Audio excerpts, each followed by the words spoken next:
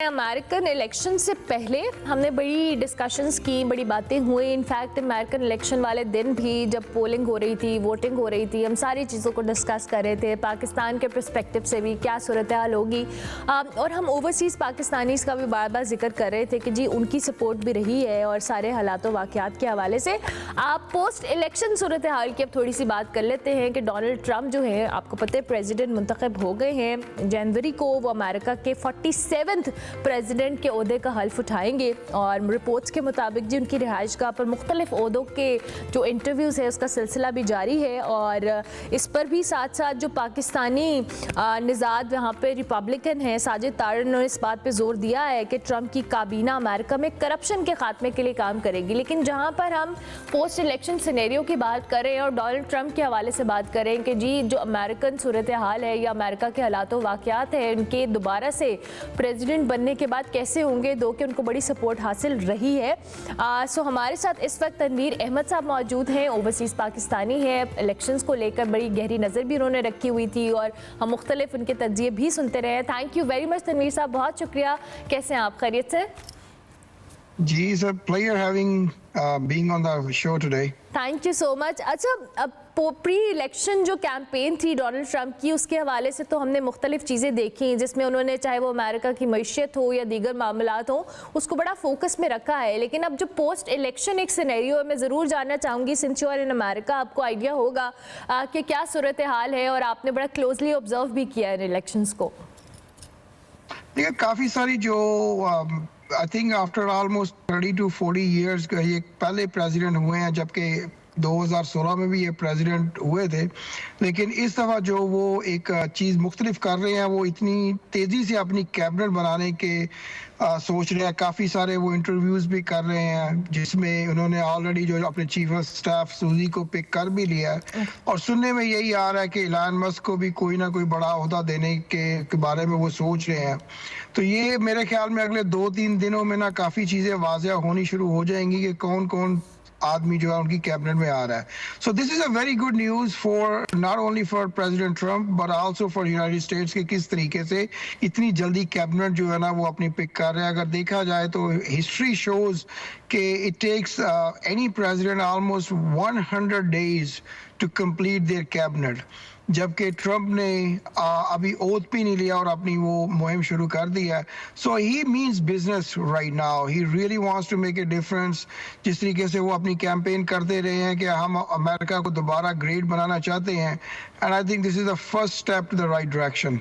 First step to the right direction. अच्छा, जाहिर है आपने खुद भी अभी तनवीर साहब अपने जवाब में कहा कि उनकी प्रायोरिटीज़ इस बार कंपैरेटिवली मुख्तलिफ हैं और जिस तरह से वो इंटरव्यूज़ कर रहे हैं और अपनी कैबिनेट की तश्कील कर रहे हैं, ज़ाहिर है सारी एक एज ए टीम वर्क ही अमेरिका के मुख्तलिफ मसाइल की बात की जाए तो ज़ाहिर है जो उनका वोट बैंक था या वोटर्स का जो सेंटिमेंट था टुवर्ड्स हिम, आप क्या समझते हैं क्या ऐसे इश्यूज़ हैं जो उनकी प्रेफरेंसेस में अभी हैं जो अमेरिका को रिलेटेड वो उस पर फोकस रखे हुए हैं और उसका उनकी प्रायोरिटी होगी कि फ़ौरन वो इन चीज़ों को हाईलाइट भी करें, इन इशूज़ को सॉर्ट आउट करने की भी कोशिश करें? I'm sorry, थोड़ा सा कट गया था, दोबारा क्वेश्चन पूछिए। जी, मैं तनवीर साहब ये पूछ रही हूँ कि क्या आपको लगता है कि कौन से ऐसे इश्यूज़ हैं अमेरिका के जो डोनाल्ड ट्रंप की प्रायोरिटीज़ में होंगे, since you are working really hard. आपने कहा कि भाई वो फॉरन इंटरव्यूज़ भी कर रहे हैं, 100 days जहाँ पे लोग लेते हैं वहाँ पे उनके इंटरव्यूज़, और उन्होंने बहुत सारी चीज़ों को करना शुरू कर दिया है, take over. So what do you think कि कौन से ऐसे इश्यूज़ हैं जो उनकी प्रायोरिटी का हिस्सा होंगे?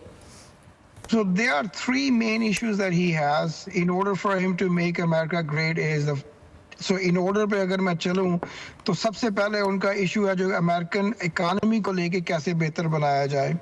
दूसरा उनका ये है कि जो इलीगल इमिग्रेंट्स अमेरिका में आए हुए हैं उनको किस तरीके से या तो लीगलाइज किया जाए या उनको डिपोर्ट किया जाए, ताकि जो अमेरिका में क्राइम रेट काफ़ी बढ़ता जा रहा है उसको कम किया जाए। और the third and the most important thing in my personal view is कि ना वर्ल्ड में पीस किस तरीके से लाया जा सके। जैसे कि उन्होंने पहले भी किया था कि जो he does not want to have any war in the world. He wants to have little peace anywhere.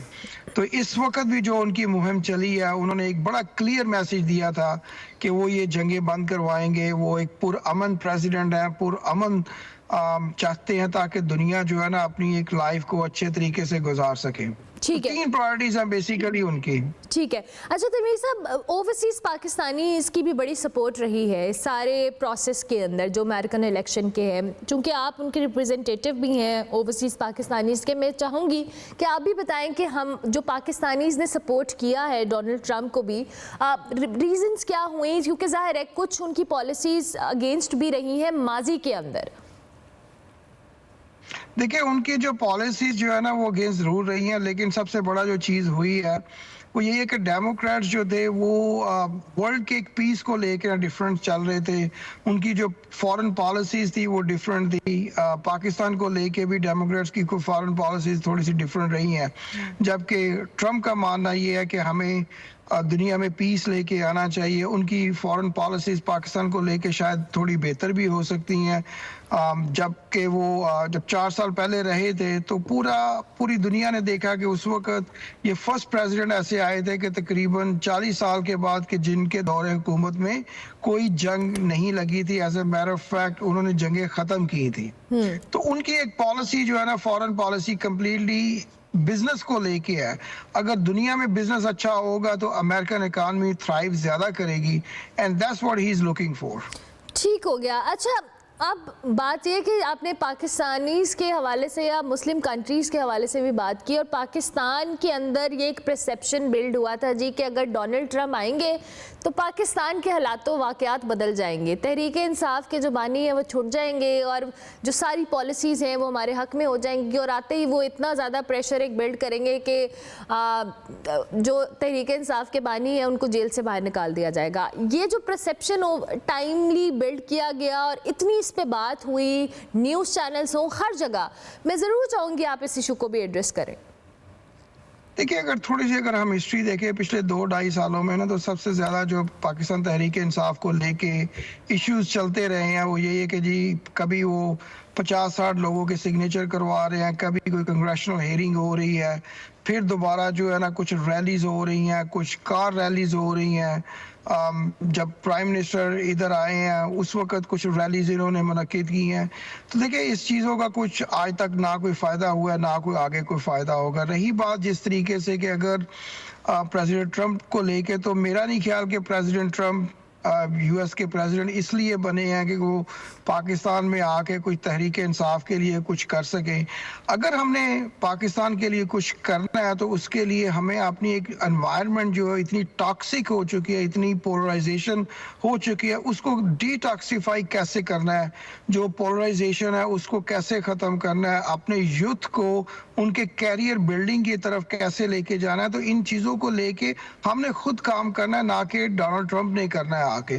तो हमारा जो फोकस इस वक्त होना चाहिए वो यही है कि किस तरीके से जो बाहर की सूरत हाल है उसको किस तरीके से डिटॉक्सिफाई किया जाए। जो अगर हम यूथ को लेके कुछ ऐसी चीज़ें की जाएं, जैसा कि मैंने भी काफ़ी इनिशिएटिव लिया हुआ है पिछले 6 महीने से, ब्लॉगर्स को लेके जो है ना वो एक गवर्नर हाउस में हमने इनिशिएटिव रखे हुए हैं ताकि हम उसको लेके ना एक यूथ को एक अच्छा मैसेज दे सके कि this is a time for them to focus on their career. ये 3-4 साल हर बच्चे की लाइफ में बड़े इंपॉर्टेंट होते हैं, और अगर यही उन्होंने इस माहौल में गुजार दिए, मायूसी में गुजार दिए, और उनको कोई मोटिवेशन नहीं है, कोई ऐसी रीबिल्ड कोई करने वाला नहीं है, तो this is a reason I initiated it, and I hope कि कुछ लोग और भी इस चीज को इनिशिएटिव ले सकें, ताकि जो एक माहौल टॉक्सिक बन चुका है उसको किस तरीके से हम डिटॉक्सिफाई करें और मुल्क को लेके आगे चलें। अच्छा भी आपने जिस तरह से कहा कि मुख्तलिफ इन्फ्लुएंसर्स हों या आप उनको टारगेट कर रहे हैं कि भाई उनके लिए एक पॉजिटिविटी या उस तरह का मैसेज होना, और ये आपने जो सीरीज़ का आगाज़ किया ये आपने मुख्तलिफ गवर्नर हाउसेज में किया है, चाहे वो पंजाब हो, KPK हो, और इन एक्टिविटीज से आपको क्या लगा? चूँकि ज़ाहिर है आपने इंटरेक्ट भी किया इन इन्फ्लुएंसर्स से या यंग जनरेशन से, इनके माइंडसेट में as far as I think कि एक मायूसी बहुत ज़्यादा है। They want to leave the country, उनको इससे होप्स नहीं है, वो यहाँ से जाना चाहते हैं, एक्सेल करना है तो वो बाहर जाना चाहते हैं। तो वो जो होपलेसनेस का एक पॉइंट मौजूद है, उसमें आपने क्या ऑब्जर्वेशन आपकी भी रही है कि क्यों इतना ज़्यादा है? देखिए जो देखा देखी जो है ना वो होता है कि जी पाकिस्तान के हालात सही नहीं है, हमें बाहर जाएंगे तो हमें कुछ ज़्यादा अपॉर्चुनिटीज़ मिल जाएंगी। तो मेरा सबसे कहना यही था कि अपॉर्चुनिटीज़ हमें मिलती नहीं है, हमें अपॉर्चुनिटीज़ क्रिएट करनी पड़ती हैं। जैसा कि अगर आप कोई भी एक सक्सेसफुल इंसान है, अब जो भी देखेंगे उसको, तो उसने हमेशा ना कोई अपॉर्चुनिटी खुद के लिए भी क्रिएट की है और दूसरों के लिए भी क्रिएट की है। अनफॉर्चुनेटली पाकिस्तान में सबसे मसला यही है बड़ा कि जी बच्चा रात को ख्वाब देखता है, 12 बज जाते हैं और ये सोचता है कि जी मैं अमीर क्यों नहीं हुआ। तो ये जब तक परसेप्शन हमारा बच्चों का ये रहेगा कि हमने कुछ एफर्ट करना है, जो कि हमारी जो पुरानी मिसालें हैं कि जी कुछ पाने के लिए हमें कुछ खोना पड़ता है। भाई हमारे पास कुछ खोने के लिए तो है ही नहीं है, तो पाएंगे कैसे? तो अगर कुछ पाना है तो हमें कोई ना कोई एफर्ट तो करने पड़ेंगे। अनफॉर्चुनेटली हमारे बच्चे जो है ना वो एफर्ट करने से घबराते हैं। तो मेरी सबसे यही एक रिक्वेस्ट रही है जो ब्लॉगर्स को लेके, जो एक मैसेज उनको दिया मैंने हमेशा ही और आगे भी देता रहूंगा इंशाल्लाह, कि एफर्ट करें। हमें कोई ना कोई छोटे से छोटा भी अगर एफर्ट करेंगे, that leads to a bigger victory for us. और अगर हम कामयाब होंगे तो पाकिस्तान कामयाब होगा, और अगर हमने ही मायूस हो जाना है, हमने ही एक नाकामी की तरफ चलते रहना, तो हम पाकिस्तान को कामयाब कैसे करें? तो मेरा एक बड़ा क्लियर और एक छोटा सा मैसेज यही है कि आप एफर्ट करें, आप कामयाब हैं तो पाकिस्तान कामयाब है। ज़बरदस्त। Thank you very much Tanveer Ahmed साहब, बहुत शुक्रिया आपके वक्त का कि आपने अर्ली इन द मॉर्निंग हमें